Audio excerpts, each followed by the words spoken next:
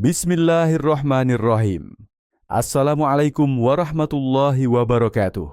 Alhamdulillahirrabbil alamin. Segala puji bagi Allah Subhanahu wa Ta'ala.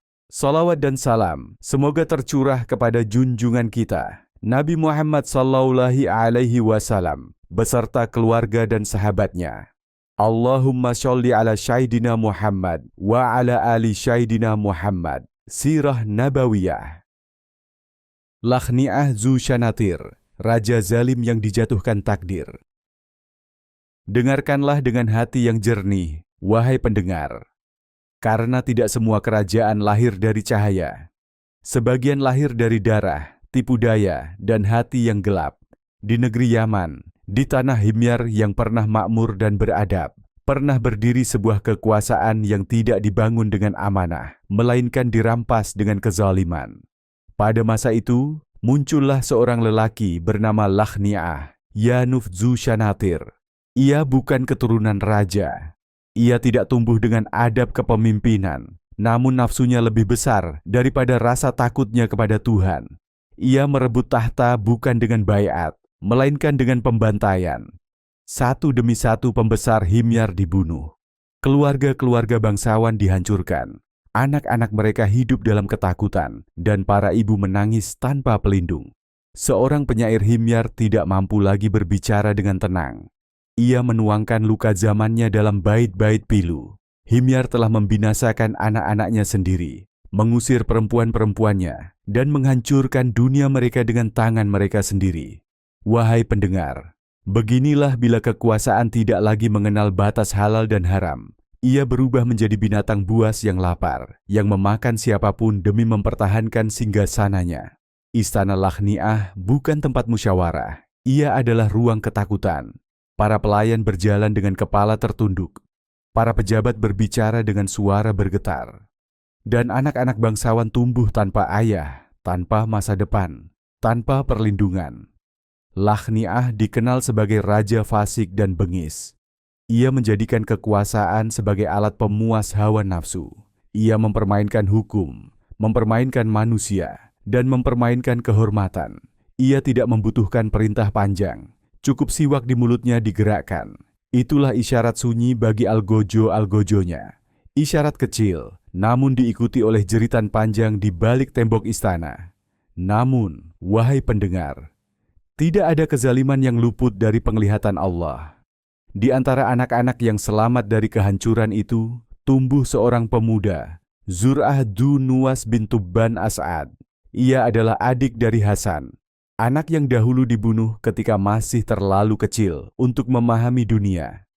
Dzunuwas tumbuh dengan luka yang tidak terlihat, namun dengan akhlak yang tegak. Ia dikenal tampan, berani, dan cerdas. Namun yang lebih penting, ia dikenal tidak rusak oleh dendam.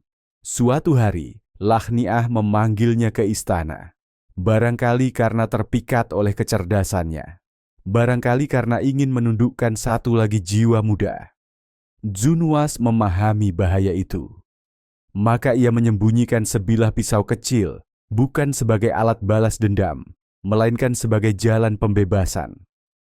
Ketika pintu ditutup, ketika tidak ada saksi, ketika tiran merasa aman, sejarah berbelok tajam. Dzunuwas melompat. Pisau itu menembus tubuh kezaliman, dan Lakhni'ah Dzusyanatir pun tumbang. Kepalanya diletakkan di jendela istana, tempat ia dulu memandang rakyatnya dengan angkuh. Kini jendela itu menjadi saksi kehinaan. Dzunuwas mengambil siwa, meletakkannya di mulut kepala itu, lalu keluar menemui orang-orang. Mereka bertanya dengan suara bergetar, "Wahai Dzunuwas, basah atau kering?" Ia menjawab dengan tenang, "Tanyakanlah pada kepala itu." Mereka pun tahu, sebuah tirani telah berakhir. Orang-orang Himyar berkumpul. Mereka sepakat, tidak ada yang lebih pantas memimpin selain orang yang mengakhiri kezaliman. Maka Dzunuwas diangkat sebagai raja. Ia menyatukan seluruh Yaman. Ia adalah raja terakhir Himyar, dikenal sebagai Syahibul Ukhdud, dan ia menamakan dirinya Yusuf. Namun sejarah tidak berhenti pada tahta. Karena kisah besar selalu bergerak menuju iman dan ujian. Di Najran, hidup sekelompok manusia yang tidak menyembah berhala. Mereka berpegang pada ajaran Nabi Isa alaihi salam. Mereka hidup sederhana, namun teguh dalam keyakinan. Pemimpin mereka bernama Abdullah bin Samir. Agama ini sampai ke Najran melalui seorang hamba saleh bernama Faimiyun, seorang zahid yang meninggalkan dunia demi menjaga cahaya tauhid. Wahai pendengar, dari runtuhnya Tiran hingga tegaknya iman di Najran, sejarah mengajarkan kita, kekuasaan tanpa iman akan membusuk, dan iman, meski dikepung api, tidak pernah padam. Wallahu a'lam bishawab. Demikian narasi tentang Raja Bejat Himyar dan pemuda yang mengakhiri tirani. Semoga apa yang disampaikan tadi dapat memberi manfaat dan kebaikan bagi kita semua, amin. Semoga Allah Subhanahu wa Ta'ala menuntun kita menuju jalan yang diridhoinya. Akhirul kalam. Wassalamualaikum warahmatullahi wabarakatuh.